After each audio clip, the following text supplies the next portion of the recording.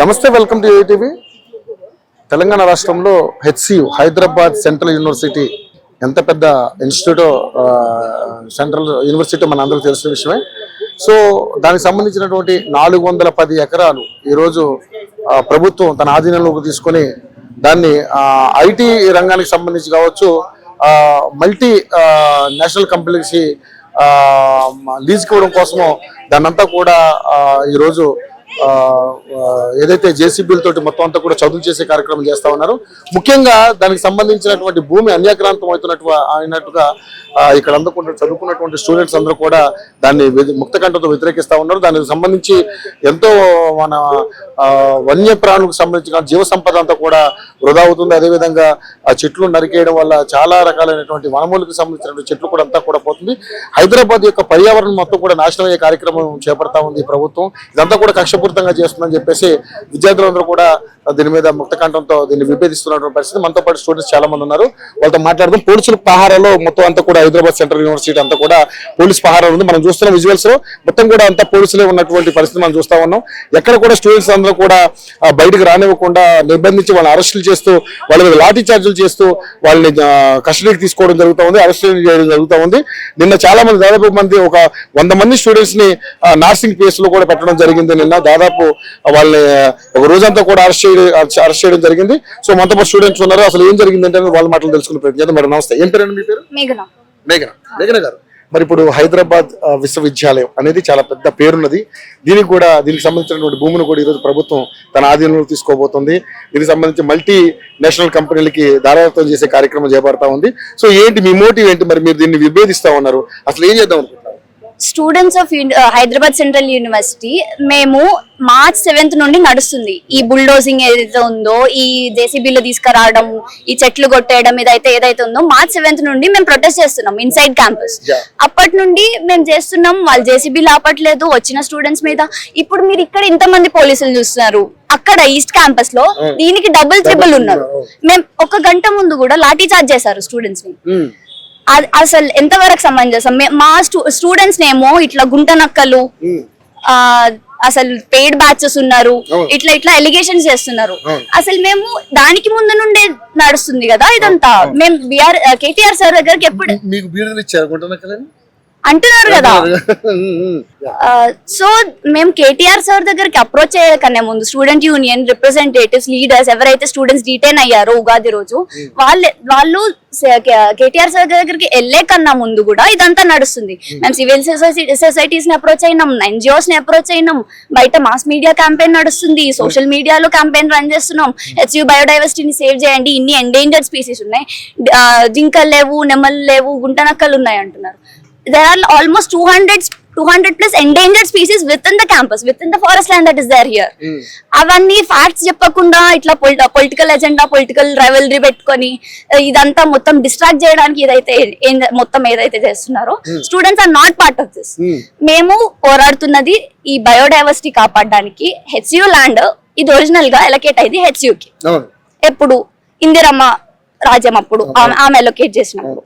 ఆ 2300 acres ఏదైతే ఉందో ఆ స్టాట్యూట్ లో కూడా మెన్షన్ చేసి ఉంటుంది ఏమని, ఇది ఎడ్యుకేషనల్ పర్పసెస్ కి వాడాలి, అకాడమిక్ పర్పసెస్ కి వాడాలి. ఇప్పుడు గచ్చిబౌలి స్టేడియం ఉంది, అది కూడా ఇక్కడ నుండి తీసుకున్నదేగా. That is being put to good use. మేము అప్పుడేం కంటెస్ట్ చేయలేదు. కానీ ఇప్పుడు ఐటీ కారిడార్ పెడతామంటున్నారు. ఇంత 400 acres of forest land destroy చేసి ఐటీ పార్క్ పెట్టి ఏం లాభం? ఇంత డిస్ట్రక్షన్ తో ఐటీ పార్క్ పెట్టి ఏం లాభం? ఉద్యోగాలు వస్తాయి, వేల ఉద్యోగాలు, లక్షల ఉద్యోగాలు వచ్చే అవకాశం ఉంది కదా. ఈ campus, this is called lungs of Hyderabad. Green space ఉండాలి. మొత్తం బిల్డింగ్లు. యాక్చువల్లీ ఒక 1 month ముందు ఇక్కడ ఒక న్యూస్ పేపర్ లో రిపోర్ట్ కూడా వచ్చింది, ఇక్కడ పొల్యూషన్ లెవెల్స్ పెరిగిపోతున్నాయి, నల్గండ్ల లేక్ దగ్గర, అపర్ణ దగ్గర అవన్నీ వస్తున్నాయి. ఇంత చేసే ముందు ఇప్పుడు ఆల్రెడీ అదంతా నడుస్తుంది. ఉన్న బయోడైవర్సిటీని, ఉన్న చెట్లని, ఉన్న స్పీషీస్ ని ప్రొటెక్ట్ చేయకుండా అది కూడా డిస్ట్రాయ్ చేస్తామంటే ఎట్లా? ఓకే. సో మరి ఇప్పుడు మీ ఫైనల్ గా ఏమనుకుంటున్నారు అంటే, మరి ఇప్పుడు ఉన్నటువంటి పరిస్థితుల్లో గవర్నమెంట్ అన్ని టేక్ ఓవర్ ఇలాగే చేస్తుంది. ఇప్పుడు హైడ్రా తీసుకొచ్చింది, అదే మొన్నటిదాకా ఒక డంప్ యార్డ్, అదే పెద్ద ఇష్యూ అయింది. మూసీ రివర్ ఫ్రంట్, ఇప్పుడు చూస్తే హెచ్సియు. మరి గవర్నమెంట్ ఈ విధంగా టేక్ ఓవర్ చేస్తున్న వాటిని ఏ విధంగా చూస్తారు?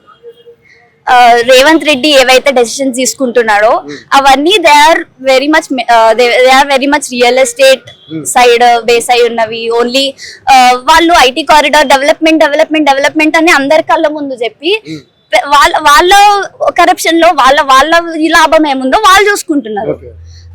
ఇది అసలు డెవలప్మెంట్ అన్నారు, బట్ అట్ వాట్ కాస్ట్? ఇంత డిస్ట్రాయ్ చేసి. మరి ఇప్పుడు ఈ 400 ఎకరాలు హెచ్సియు పరిధిలో లేదని ప్రభుత్వం చెప్తాంది, మరి దాన్ని ఎట్లా మీరు? ఒరిజినల్ గా హెచ్సియు పరిధిలో ఉన్నది 2300 acres. తర్వాత యునైటెడ్ ఆంధ్రప్రదేశ్ ఉన్నప్పుడు, వైఎస్ రాజశేఖర్ రెడ్డి గారు ఉన్నప్పుడు, అప్పుడు ఒక ఐఎంజీ అని ఒక ప్రైవేట్ ఎంటర్ప్రైజ్ కి ఇచ్చారు. ఎందుకు దట్టు అది కూడా 5 కోట్లకి ఇచ్చారు అప్పుడు. ఎందుకంటే ఇక్కడ ఏం డెవలప్మెంట్, అక్కడ ఏం చేయొచ్చు, స్టూడెంట్స్ కి ఏం చేయొచ్చు అన్న దాంట్లో. తర్వాత అది విత్డ్రా అయింది. తర్వాత అయిన కేసులు, తర్వాత అయిన దాంట్లో యునైటెడ్ ఆంధ్రప్రదేశ్ ఉన్నప్పుడు ఇదేం కాలేదు, కేసీఆర్ ప్రభుత్వం ఉన్నప్పుడు ఇదేం కాలేదు. తర్వాత అది వచ్చి ఇప్పుడు సుప్రీంకోర్టు లీగల్ గా ఇట్లా ఇచ్చేసింది. ఇది ఎంత వరకు సమంజసం? అసలు ఒరిజినల్ గా ల్యాండ్ హెచ్సియుదే కదా, యూజ్ చేయాల్సింది అకాడమిక్ పర్పసెస్ కే కదా. డెవలప్మెంట్ కార్యక్రమాల్లో ఇది ఒక భాగం అనుకుంది. ఇప్పుడు మల్టీనేషనల్ కంపెనీలకి ఇక్కడ ఆహ్వానం పలుకుతా ఉన్నారు. సో దానికి సంబంధించినటువంటి ల్యాండ్ వీళ్ళకు చూపించాలి కాబట్టి వాళ్ళకి ఈ విధమైన కార్యక్రమం చేస్తున్నారు. దాన్ని మనం మీరు స్వాగతించవచ్చు కదా, ఎందుకు ఇది చేస్తున్నారు అనేది వాళ్ళు అడుగుతా ఉన్నారు. డెవలప్మెంట్ అని చూసే బదులు దాన్ని ఒక ఎన్వైరన్మెంటల్ పర్స్పెక్టివ్ నుండి చూస్తే ఎన్ని బిల్డింగ్లు కట్టి బిల్డింగ్లలో ఉంటారా? బిల్డింగ్లలో బయోడైవర్సిటీ ఉంటుందా? ఇల్లు కట్టే ఐటీ పార్క్లలో ఉంటుందా? ఫారెస్ట్ ని డిస్ట్రాయ్ చేసి, అసలు ఫారెస్ట్ ల్యాండే కాదు, ఏం రిజర్వ్ ఫారెస్ట్ అది అని అడుగుతున్నా, పులులు ఉన్నాయా అని అడుగుతున్నా. అది ఎంతవరకు సమంజసం? పులులు లేకపోతే మిగిలిన 200 ఎండేంజర్ స్పీషీస్ ఉంటే అవి జంతువులు కదా, అవి జీవరాశి కదా, అవి ప్రొటెక్ట్ చేయాలి కదా. లంగ్స్ ఆఫ్ హైదరాబాద్ అని ఊరికే అంటున్నారా ఇక్కడ? సో నిన్న పాపం అంటే డిస్ట్రాయ్ చేసినప్పుడు నెమళ్ళు అవన్నీ చాలా ఘోరంగా ఆర్తనాదాలు పెట్టి ఎట్లా అనిపించింది మీకు? మేము అసలు చాలా ఏం చేయలేకపోతున్నాం, హెల్ప్లెస్ ఫీలింగ్ వచ్చింది. మేము బుల్డోజర్లను అడ్డుకుంటున్నా, లాఠీ చార్జ్ చేస్తున్నారు, ఫేక్ ఎఫ్ఐఆర్స్ పెడుతున్నారు, అసలు స్టూడెంట్స్ మీద ఫేక్ ఎలిగేషన్స్ పెడుతున్నారు. అసలు మేము ఏం చేయలేక ఇప్పటికీ ఆల్మోస్ట్ హండ్రెడ్స్ ఆఫ్ స్టూడెంట్స్ ఇక్కడ ఉన్నారు, అడ్మిన్ దగ్గర ఉన్నారు, వీసీ ఆన్సర్ చేయమంటున్నారు, ఇన్ని డిమాండ్స్ చేస్తున్నారు. ఆ బుల్డోజింగ్ ఆపమని మా బాధ అంతా. సో మొత్తానికి అయితే మరి ఏంటి మరి మీ మోటివ్ ఏంటి ఫైనల్?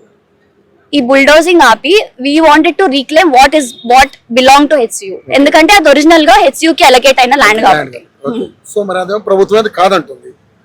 అది ఇప్పుడు వచ్చింది. ఐఎంటీ ఇన్ని ప్రభుత్వాలు మారినప్పుడు ఎప్పుడు లేనిది ఇప్పుడు వీళ్ళు ఇండస్ట్రియల్ కారిడార్ కి ఇస్తాము ఇదంతా అంటున్నారు.